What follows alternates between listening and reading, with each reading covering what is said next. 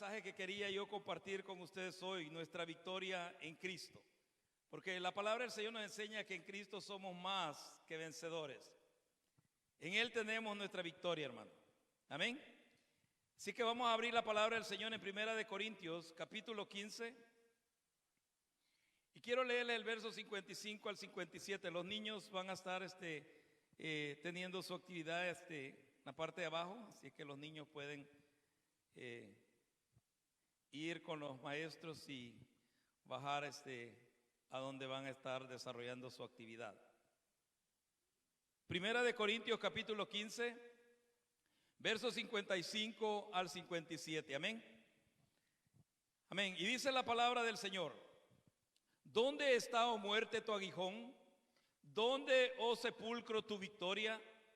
Ya que el aguijón de la muerte es el pecado, y el poder del pecado, la ley. Mas gracias sean dadas a Dios, que nos da la victoria por medio de nuestro Señor Jesucristo. Mire, dice el verso 57, mas gracias sean dadas a Dios, que nos da la victoria por medio de nuestro Señor Jesucristo. Le oramos al Señor. Padre amado, te damos gracias, Señor. Gracias, Señor, porque es por tu misericordia, por tu bondad. Es por, Señor bendito, aquella bondad para con nosotros que hemos estado y hemos permanecido de pie, Señor. Gracias por todas tus misericordias. Gracias, Señor, por lo que tú estás haciendo, Señor, en la vida de cada uno de nosotros. Pues sabemos, Señor bendito, que estás perfeccionando tu obra en cada uno, Señor, de nuestras vidas. Padre Santo, en el nombre de Jesús yo te agradezco, porque tu misericordia es grande para con mi vida y para con mi casa, así como para cada uno de mis hermanos. Gracias, Señor bendito, por tu buena palabra. Pedimos, Señor amado, que nuestro corazón sea, Señor, sensible a recibir esta instrucción, Señor, y que haya disposición en nuestro corazón para ponerla por obra. Pedimos que tu Espíritu Santo, Señor, la lleve, Señor, allí a cada una de nuestras áreas donde necesita ser, Señor, llevada, donde necesita ser ministrado nuestro ser interno, Señor amado. Y pedimos, soberano Dios, en el nombre de Jesús, que mientras, Señor, tu palabra es expuesta, tú extiendas tu mano, Señor amado, y ministres nuestras vidas conforme, Señor, la necesidad que hay en cada uno de nosotros. A ti sea toda la gloria, a ti sea toda la honra, Señor, por los siglos de los siglos. Padre Santo, gracias por tu misericordia y tu bondad, en el nombre de Jesús. Amén. Ya me pueden sentarse, hermano. Estos versos que le leía, Pablo está hablando, y todo este capítulo 15 habla acerca de la resurrección, de la realidad de la resurrección. Pero en estos versos que yo te leía dice: ¿dónde está, oh muerte, tu aguijón? ¿Dónde, oh sepulcro, tu victoria? Ya que el aguijón de la muerte es el pecado, porque todo aquel que practica el pecado se atrae muerte sobre sí. Pero dice que el poder del pecado, la ley. Mas gracias sean dadas a Dios, que nos da la victoria por medio de nuestro Señor Jesucristo. Ahora, ¿por qué habla de que nos da la victoria en nuestro Señor Jesucristo? Porque el pecado ya no se enseñorea más de nosotros. A través de Cristo Jesús nosotros tenemos esa autoridad para pararnos delante de las tentaciones y en su nombre poder resistir en el día malo y poder salir de ella. ¿Sabe? La palabra de Dios nos enseña acerca de la importancia de nuestra vida en Cristo Jesús. Porque nuestra vida es importante en el Señor, hermano. Tu vida, mi vida es importante en Cristo Jesús, en el Señor. Porque verdaderamente somos una nueva criatura en el Señor, ¿verdad? ¿Verdad que somos nueva criatura en el Señor?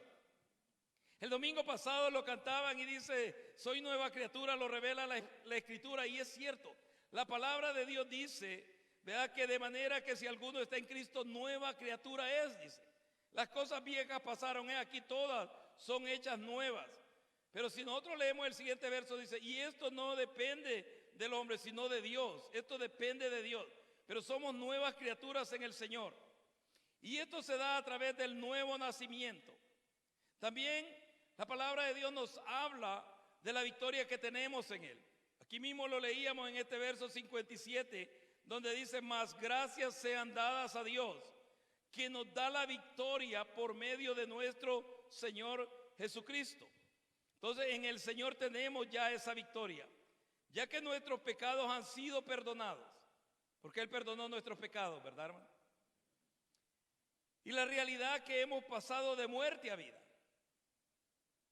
porque hemos pasado de muerte a vida, hermano, a través de la resurrección del Señor.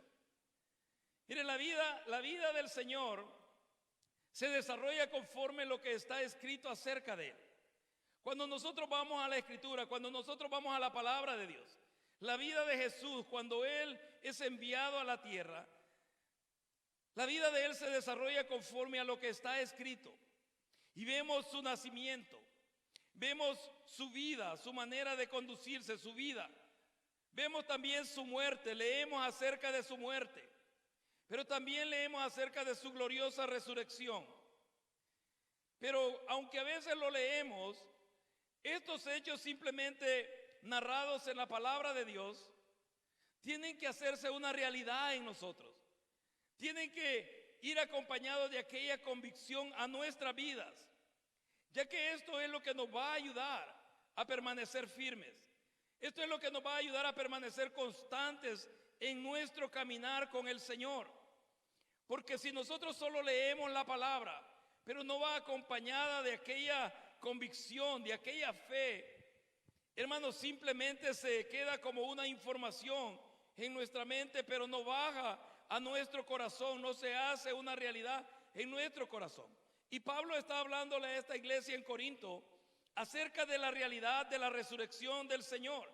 Y en el verso 1 del capítulo 15 comienza él hablando esto y dice: además os declaro, hermanos, el evangelio que os he predicado, el cual también recibisteis, en el cual también perseveráis, por el cual dice, asimismo, si retenéis la palabra que os he predicado, sois salvos. Si no, dice, creísteis en vano. Mire lo que él les dice. Él está hablando del mensaje que ha llevado, la palabra que él ha compartido, la instrucción de parte de Dios que él ha llevado a esta región en Corinto. Porque necesitamos oír la palabra de Dios, hermano. ¿Para qué necesitamos escuchar la palabra de Dios? Dice que la fe viene por el oír y el oír la palabra de Dios. Entonces, la palabra de Dios va a activar tu fe, va de alguna manera, o sea, a alimentar, a nutrir tu fe. Pero ¿qué es lo que nosotros más escuchamos? ¿En qué nosotros gastamos más el tiempo oyendo? Necesitamos oír la palabra de Dios. Pero también no tiene que crearse en una costumbre o en un hábito de simplemente escucharla. No, hay que ponerle atención, porque tiene que ir con aquella convicción de que lo que estamos oyendo es palabra de vida, hermano. Porque la palabra de Dios es palabra de vida. Entonces, mire, muchas veces nosotros ponemos y ponemos tal vez mensajes, ponemos predicaciones, y el que está hablando está predicando, pero nosotros no le estamos poniendo absolutamente ninguna atención a lo que está hablando. Simplemente estamos acostumbrados a oír que alguien está hablando y no le estamos prestando atención. No, la palabra de Dios es para prestar atención, saber cuál es la instrucción, saber cuál es el mensaje que el Señor está enviando a través de aquella prédica, a través de aquel mensaje, a través de aquella palabra que está siendo expuesta. Tú puedes llegar a este lugar, puedes sentarte en esa silla y puedes escuchar lo que yo te voy a hablar por 45 minutos, una hora, pero puedes salir tan vacío en tu corazón como entraste, porque tal vez tu mente va a estar en algún otro lugar, tal vez tu pensamiento va a estar en algún otro lugar. No, esta es palabra de vida, hermano, la que nosotros venimos a escuchar. Y Pablo les está diciendo en la palabra que él les ha hablado, porque Pablo no llegaba a hablar, hermanos, de situaciones que le habían acontecido, de situaciones que había visto en la vida de otra persona. No, llegaba a hablarles la palabra de Dios. Por eso es que él dice que él no llegó con señales, él no llegó con prodigios o manifestaciones sobrenaturales en Dios. No, llegó hablando la palabra de Dios, porque lo que nos da vida es la palabra del Señor. Es la palabra de Dios la que nos nutre, hermano. Entonces la vida del Señor se desarrolla como está escrito de él. Vea su nacimiento, su muerte, su muerte y su gloriosa resurrección. Y Pablo le dice esto a los corintios: si vosotros, dice, recibiste esta palabra y permanecéis en ella, sois salvos, dice. Pero si no, dice, creísteis en vano. Porque en el verso 3 él lo explica y dice, porque primeramente os he enseñado lo que asimismo recibí, que Cristo murió por nuestros pecados, conforme a la Escritura, y que fue sepultado y que resucitó al tercer día, conforme a las Escrituras. Mire, Pablo está diciéndole a esta iglesia, porque había una situación bastante vergonzosa en medio de esta congregación, y Pablo llega a recordarles todo lo que él les ha predicado, todo lo que él les ha hablado, todo lo que él les ha enseñado, porque aquí dice, les he enseñado lo que asimismo recibí, que Cristo murió por nuestros pecados, porque Cristo murió por nuestros pecados, ¿verdad, hermano? ¿No que creemos eso? Creemos que el Señor murió por nuestros pecados, ¿verdad? Pero también creemos que Él fue sepultado, pero también resucitó, hermano, ¿verdad? Él resucitó, Él se levantó de la muerte. Y Pablo le está diciendo esto, pero no le dice conforme a lo que oí de otra persona, conforme a lo que otro predicador dijo, no, conforme a las Escrituras. Por eso es que qué tan importante es que cuando tú escuchas un mensaje tienes que llevarlo a la Escritura, tienes que llevarlo a la palabra de Dios, lo que te están hablando, lo que te están enseñando, lo que se te está exponiendo, hermano. Porque si va acompañado de las Escrituras, y Pablo está seguro en eso, de que no fue hablar simplemente vano palabrerío, porque además de oír la palabra de Dios, tenemos también que tener la certeza de ser enseñados conforme a las Escrituras, hermano. Mira, cuando tú vas a un estudio bíblico, cuando tú escuchas algún seminario bíblico, tú tienes que estar seguro, tiene que estar esa certeza en ti de que estás siendo enseñado conforme a la palabra de Dios, conforme a la palabra del Señor, hermano. Porque necesitamos leer la palabra de Dios. ¿Verdad que necesitamos leer la palabra del Señor, hermano?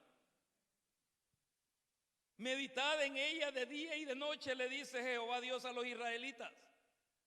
Mire, también les dijo que la pusieran en las paredes, en los dinteles de su casa, que la tuvieran en todo lugar. ¿Verdad que ese fue un mandato del Señor?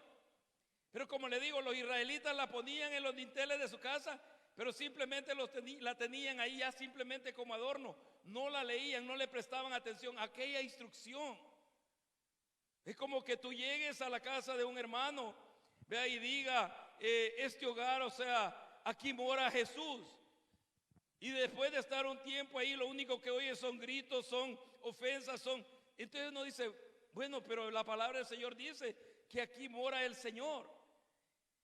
Y donde mora el Espíritu de Dios, dice que ahí hay libertad, hermano.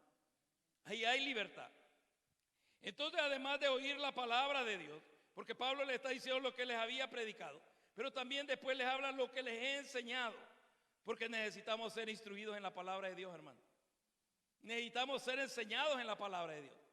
Acuérdense que una de las atributos de la palabra de Dios, y Efesios lo pone de esta manera, que es la espada, ¿verdad? En la armadura de Dios, la palabra de Dios es la espada, ¿verdad? Y es el único armamento de ataque que hay en la vestidura, la espada de su palabra. Pero necesitamos leer la palabra de Dios. Por eso Él les dice conforme a las Escrituras, porque Pablo no llegó hablando vano palabrerío, sino que les enseñó conforme a lo que estaba escrito.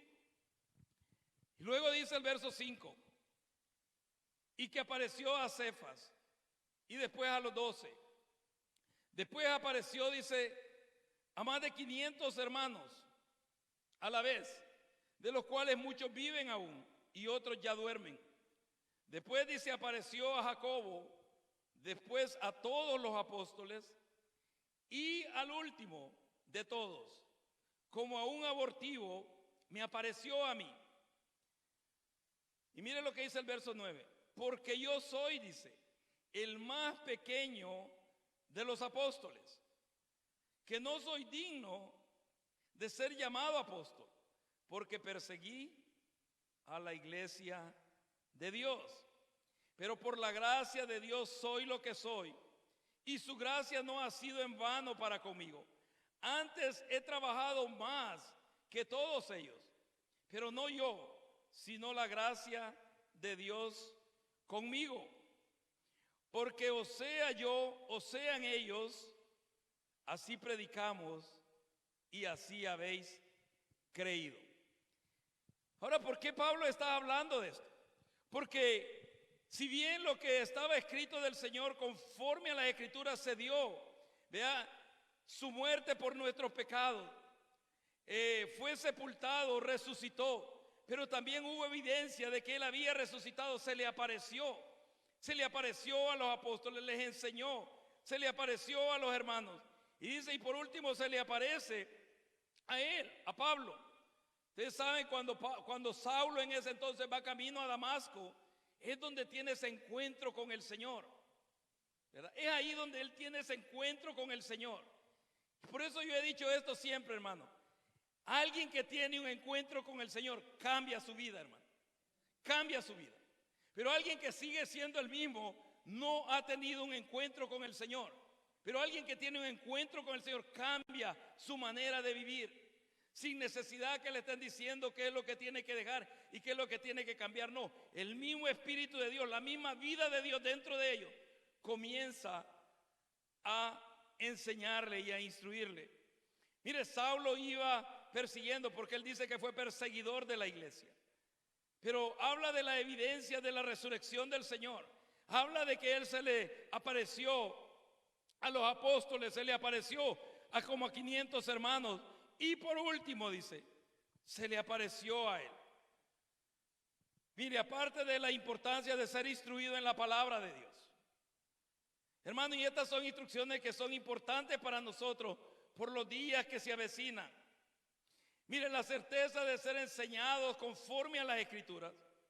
También tiene que haber la convicción del encuentro personal con el Señor. Tiene que haber esa convicción en tu vida, hermano. Mire, a un cristiano que después de años y años le está diciendo que cambie ciertos hábitos, obviamente no ha tenido ese encuentro con el Señor. ¿Quién le dijo a Saulo que cambiara? ¿Quién fue que le dijo, hermano, a Saulo, mira, tiene que... No, él mismo en aquel encuentro que tuvo con el Señor. Porque lo que el Señor le dice en ese encuentro, le dice, Saulo, Saulo, ¿por qué me persigues? Y ustedes saben, la respuesta de él es, le dice, ¿quién eres, Señor? Y él le dice, yo soy Jesús, al que tú persigues. E inmediatamente él le dice, ustedes lo pueden leer en el capítulo 9 de Hechos, inmediatamente él le dice, ¿qué quieres que yo haga? Mire, ¿qué quieres que yo haga? Cuando uno ha tenido un encuentro con el Señor, uno se rinde a la voluntad del Señor, hermano. Uno se somete a la voluntad del Señor, porque sabemos que la voluntad de Dios es buena para nosotros. ¿Verdad que sabemos que es buena, hermano? Es buena, la voluntad de Dios es buena para ti, es buena para mí, es buena para tu casa, es buena para mi casa. Eso es lo que dice la palabra del Señor, que la voluntad de Dios es buena, agradable y perfecta para cada uno de nosotros. Entonces, Pablo está hablando de esa realidad, de quién Él es en Cristo. Y mire, no había lugar a duda en Él. No había lugar a duda porque Él dice que se le apareció a todos los apóstoles y por último a Él dice, a Él. Pero el verso 9, te lo voy a leer de nuevo, dice, porque yo soy el más pequeño de los apóstoles. Con esto Él no está tomando, hermano, una actitud de menospreciarse o de ponerse, o sea, menos que los otros apóstoles. No, lo que Él está diciendo es que Él fue al último al quien se le apareció el Señor ya resucitado. Y Él mismo reconoce y dice que no soy digno de ser llamado apóstol porque perseguí la iglesia de Dios. Cuando ustedes y yo tenemos esa convicción del encuentro que hemos tenido con el Señor, eso se convierte en una realidad en nuestras vidas, hermano. Eso se convierte en una realidad en ti. Mire, no en un sentimiento, porque ustedes saben que los sentimientos cambian, ¿verdad? Y los sentimientos son engañosos, ¿verdad? Porque los sentimientos emanan del corazón y son engañosos. Por eso la palabra de Dios nos enseña que engañoso es el corazón más que todas las cosas, dice. ¿Quién lo conocerá? Dice.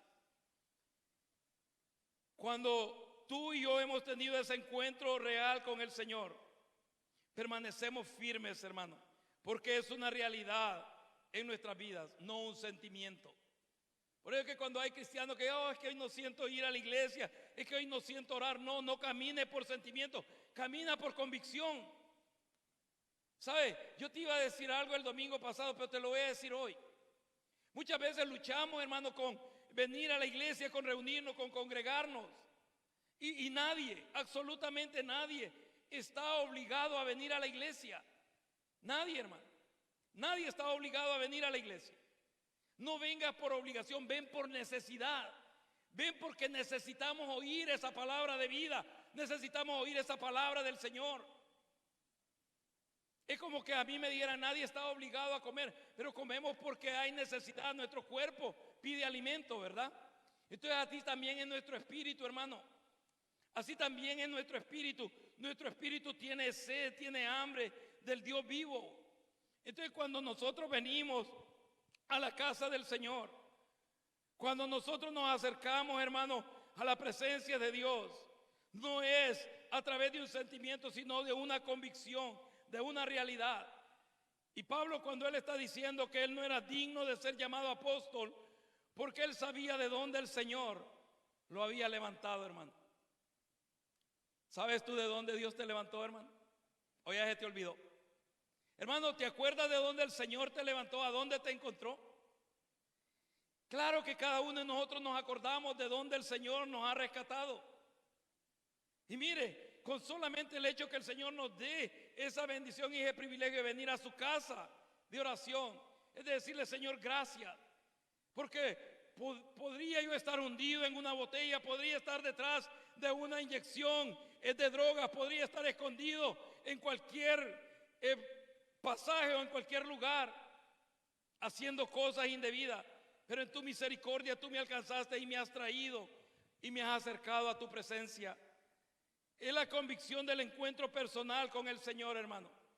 Alguien que ha tenido un encuentro con Dios no se necesita estarlo motivando para que busque de Dios, porque es una necesidad en nosotros. ¿Verdad que es una necesidad en nosotros, hermano? Es una necesidad en el Hijo de Dios buscarle, acercarse a Él. No solo cuando hay momentos difíciles, no solo cuando hay momentos adversos.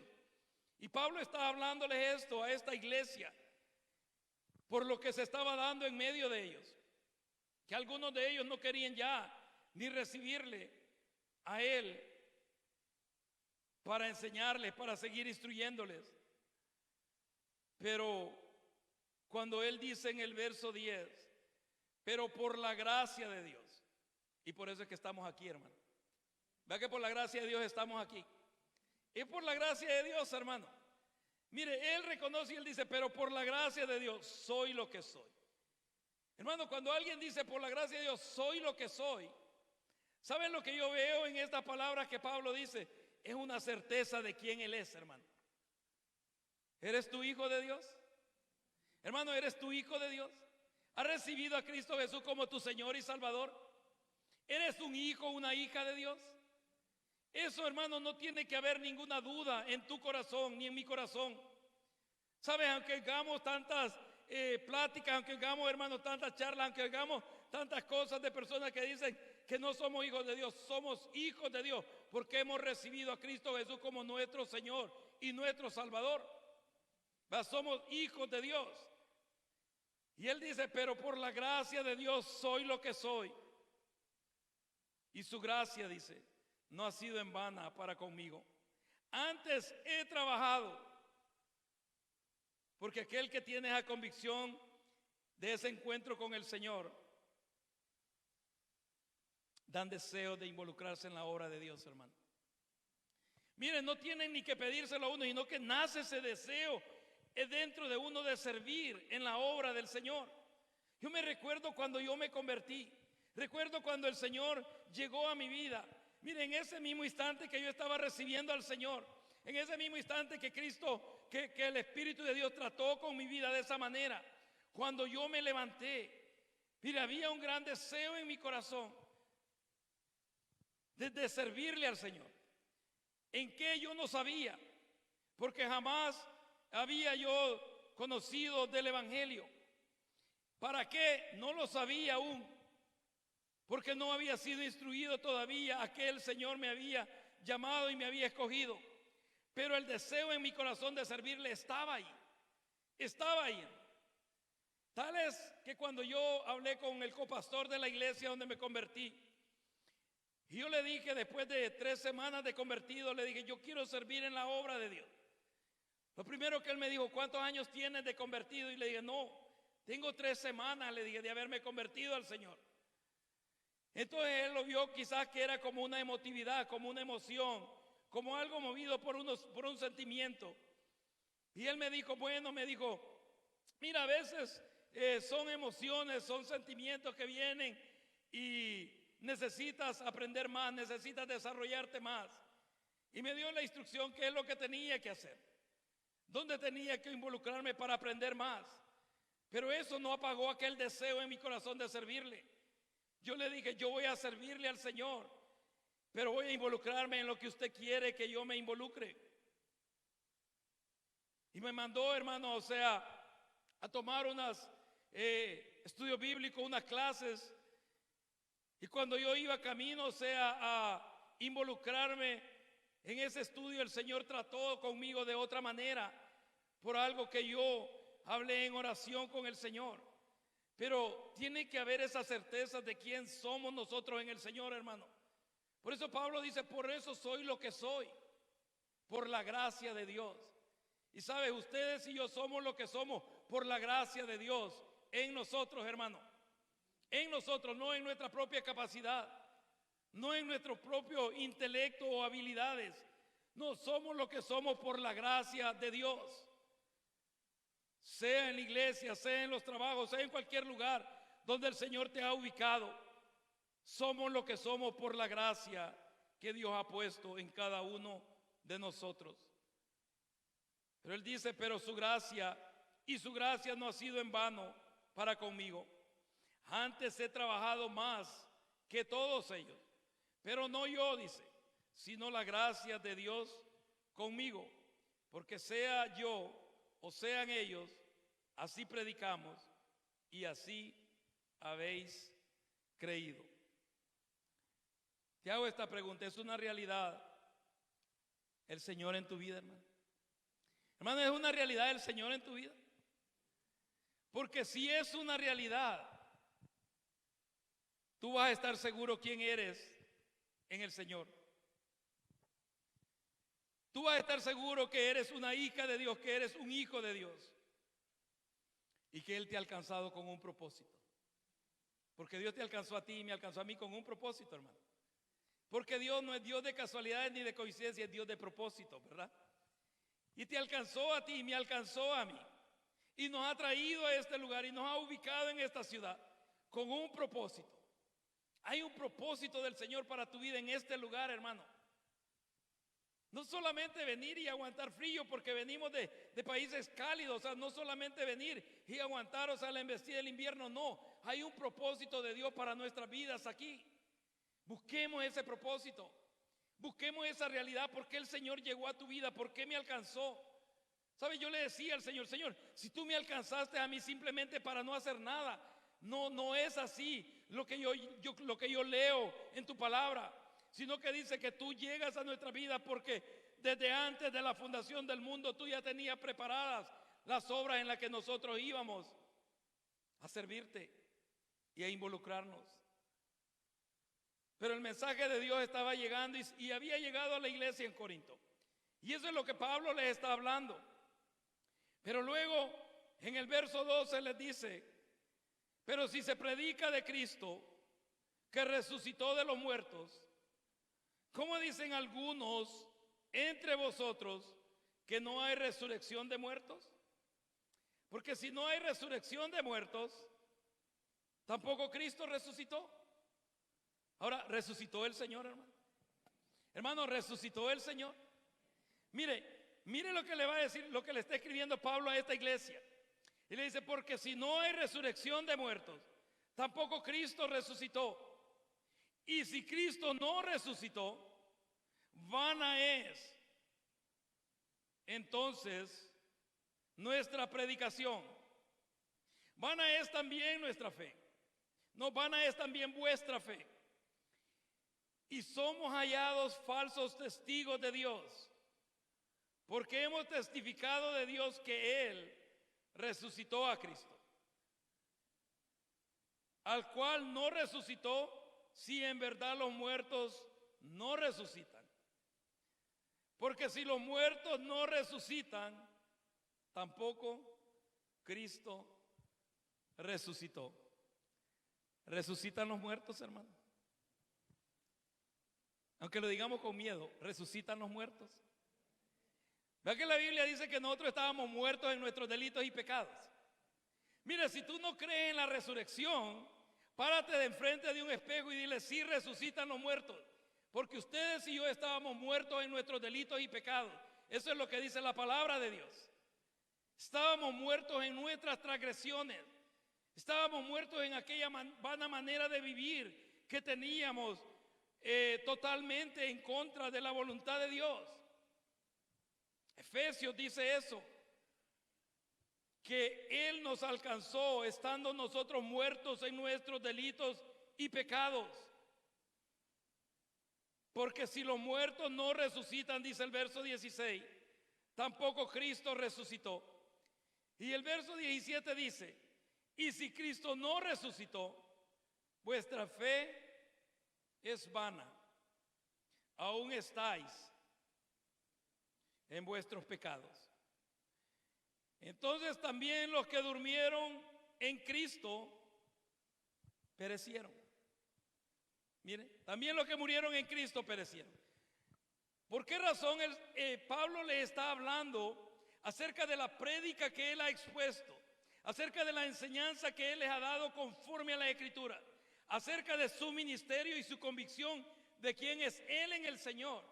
Pero luego les habla de la resurrección. ¿Por qué razón en ese mismo capítulo Pablo le está tocando? Mire, si nosotros dijéramos, o quizás fuéramos parte de esa iglesia en Corinto, le diríamos a Pablo: mira, danos un seminario y explícanos bien qué es lo que todo esto quiere decir. Porque él comienza hablando acerca de la palabra que él había expuesto y la enseñanza que le había dado a la iglesia en Corinto. Pero también habla de aquel encuentro que él tuvo con el Señor y de cómo el Señor se le apareció a él en su vida y le dio aquella estabilidad, le dio aquella identidad como siervo de Dios, como servidor de Dios. Por eso, hermano, es que a veces, mire, a veces hasta me da cierta, no digo cólera porque yo ya no me enojo, pero me da cierta tristeza cuando yo oigo a hombres, a ministros, a personas que Dios usa, que solamente porque alguien les dice: yo no creo ni que pastores sean, ya entristecen y dicen: no, pues no es así. Acuérdate que el que te llamó no es hombre alguno, sino el Cristo que resucitó y el que tuvo el encuentro contigo. Él es el que te ha llamado. A Pablo no lo llamó hombre alguno. A Pablo no lo llamó a través de los apóstoles, sino que Cristo resucitado se le presentó a él. Mire, Pablo hablaba con convicción, hermano. Pablo hablaba con una certeza de quién él era en el Señor. Por eso es que aquellas personas, hermano, que te digan en cierta temporada: oh, yo antes creía así, pero ahora creo así. No, el evangelio es un solo evangelio. No hay mucho evangelio, hay un solo evangelio. Y hay un solo Dios, hermano. Hay un solo Dios y Señor. Sabes, Cristo resucitó y es una realidad en nuestras vidas. Si de aquí en adelante no caminamos con esa convicción, vamos a tener dificultades en los tiempos que están por venir muy pronto. Pero Pablo habla de la resurrección y comienza a decirles que algunos de entre ellos, mire, eso de los problemas en la iglesia no es nuevo, hermanos. Si aún en la iglesia primitiva había situaciones difíciles, porque el problema no está en las congregaciones, está en las personas que están dentro de esas congregaciones. Por eso es que dice: ¿cómo es que hay entre vosotros algunos que dicen que no hay resurrección de muertos? Y él comienza a hablarle. Y comienza a decirle, si no hay resurrección de muertos, vana es nuestra fe. Vana también es nuestra predicación, dice él. Pero el Señor resucitó, hermano. Mire, Cristo resucitó. Y sabe que, mire, muchos nos enfocamos, hermano, en las temporadas que el mundo ha puesto en el desarrollo del año. ¿O no es así, hermano? Muchos nos enfocamos en las temporadas. Ustedes pensaron que tal vez iba a hablarles de cómo Satanás fue derrotado, de cómo sus demonios. No, voy a hablarte del Cristo resucitado, porque Él venció al enemigo en la cruz del Calvario. Él se levantó con esa victoria y nos ha dado la victoria a ti y a mí. La iglesia no puede seguir caminando conforme a las temporadas del mundo, hermano. No puede y no debe caminar así. Y era algo que yo hablaba con el Señor en oración, porque esto es de que año tras año, tras año, tras año, que lo he venido escuchando de hermanos, de cristianos. Mire, se acerca el día que celebran, este día que está celebrando el mundo, y ahí vamos a poner tantas cosas de esta celebración. Viene el tiempo de la época donde ponen los arbolitos, y ahí vamos en contra de eso, mover. De ahí viene la época tal vez de el 14 de febrero, donde el mundo celebra supuestamente el Día del Amor. Y ahí vamos también en contra de eso. Y yo le oraba al Señor en cuanto a esa rutina de la iglesia. Y el Señor me decía, por eso es que está triste mi corazón, me decía. Por eso es que hay tristeza. Gracias. Hay tristeza dentro de mí. Porque la iglesia no sale de ese encierro. Y yo le decía, Señor, ¿y qué es lo que hay que hacer? ¿Qué es lo que necesitamos que hacer? Porque no es de levantarse de temporada a temporada, hermano. ¿Sabe? La iglesia, el Señor la ha dejado establecida para predicar a Cristo Jesús, para enseñar de su muerte y de su resurrección y de la esperanza de vida eterna. No para hablar de Halloween, no para hablar de Navidad, no para hablar del Día de los Enamorados, no para eso. Nos ha dejado para hablar lo que está aquí en la Escritura. Y cuando yo le preguntaba eso al Señor, ¿qué es lo que necesita hacer? Me decía, lo que la iglesia necesita es tener la convicción que han nacido de nuevo. Hermano, ¿has nacido tú de nuevo? ¿Has nacido tú de nuevo? ¿Y entonces por qué estamos envueltos en las cosas del mundo? ¿Por qué razón, hermano? Porque, ¿sabe? Tanto el que lo practica como aquel que lo señala va a ser responsable delante de Dios. ¿Sabe? Cuando el Señor me decía que en muchos no hay esa convicción de haber nacido de nuevo, me decía, enséñales lo que es nacer de nuevo. Porque cuando alguien ha nacido de nuevo, esa misma persona cambia por sí sola. Cambia por sí sola, hermano.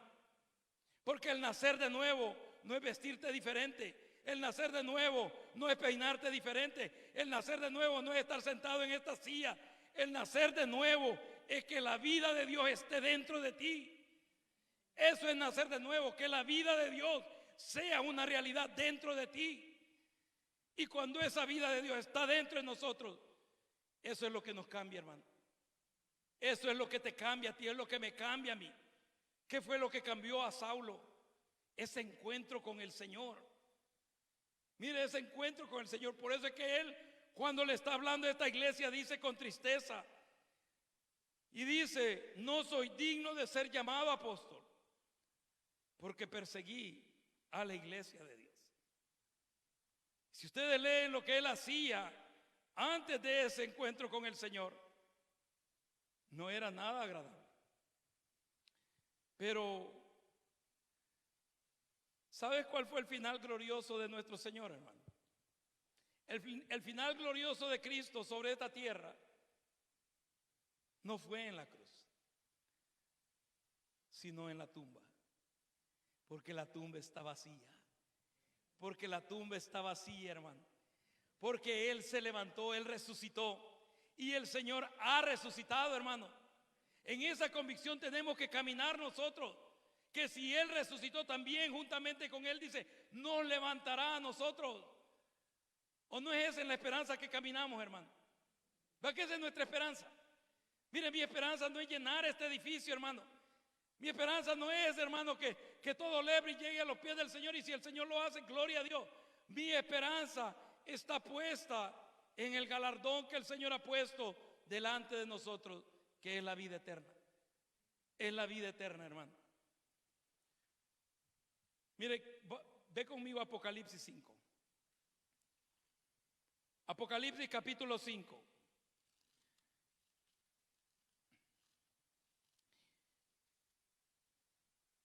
Y te voy a leer del verso 8 en adelante. Mire lo que dice Apocalipsis capítulo 5, verso 8 en adelante. Dice de esta manera: y cuando hubo tomado el libro, los 4 seres vivientes y los 24 ancianos se postraron delante del Cordero. Todos tenían arpas y copas de oro llenas de incienso, que son las oraciones, ¿de quién dice? De los santos.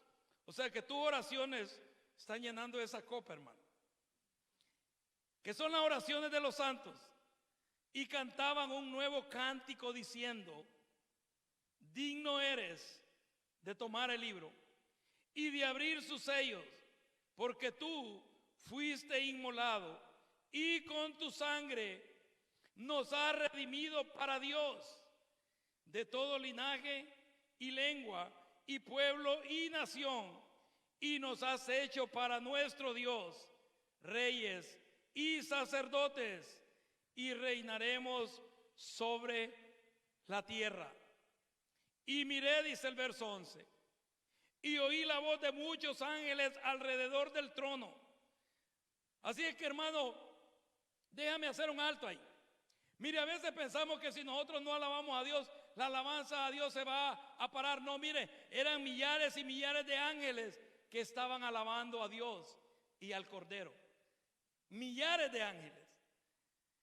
Y dice de esta manera, te lo voy a leer nuevamente el 11. Y miré y oí la voz de muchos ángeles alrededor del trono, y de los seres vivientes, y de los ancianos, y su número era millones de millones, que decían a gran voz: el Cordero que fue inmolado es digno de tomar el poder, las riquezas, la sabiduría, la fortaleza, la honra, la gloria y la alabanza.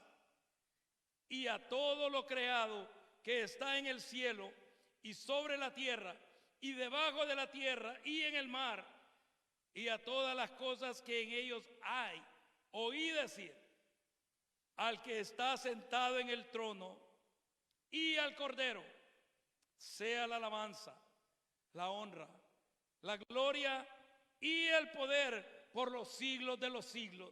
A Él es a quien venimos a adorar. A Él es a quien nosotros tenemos que darle toda la gloria, toda la honra, toda la alabanza, hermano.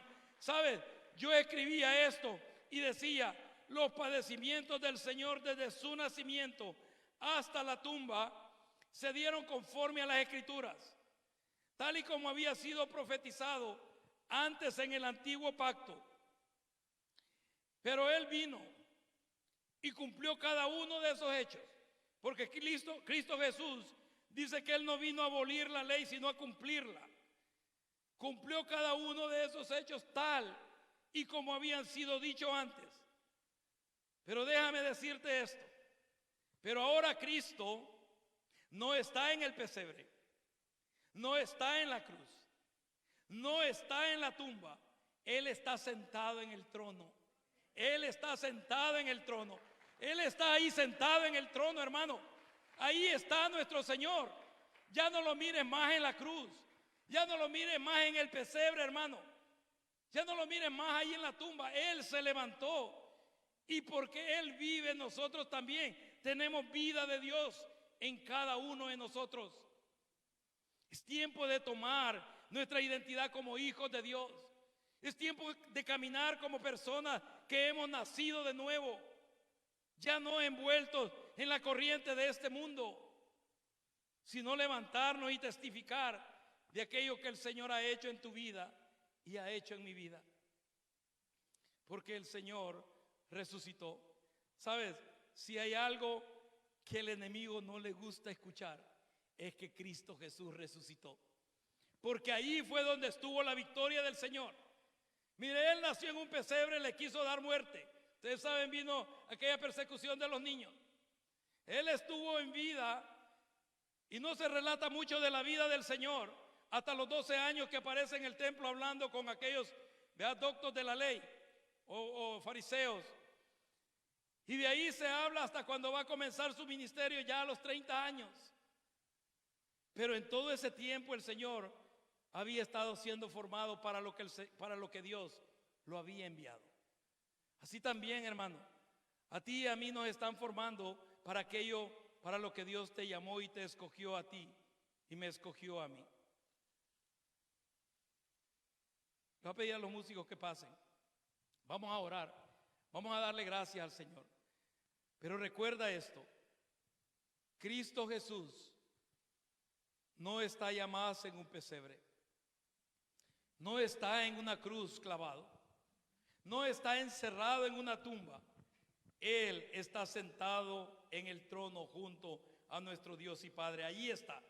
Por eso es que toda esta multitud que le cantaba en el libro de Apocalipsis dice: al Cordero sea la gloria y al que está sentado en el trono. A ellos sea la alabanza, la adoración. Vamos a preparar nuestro corazón. Vamos a desarrollar este servicio de Santa Cena. Y vamos a hacerlo, hermano, en esa convicción de que nuestro Señor resucitó. De que porque Él tiene vida, nosotros vivimos también.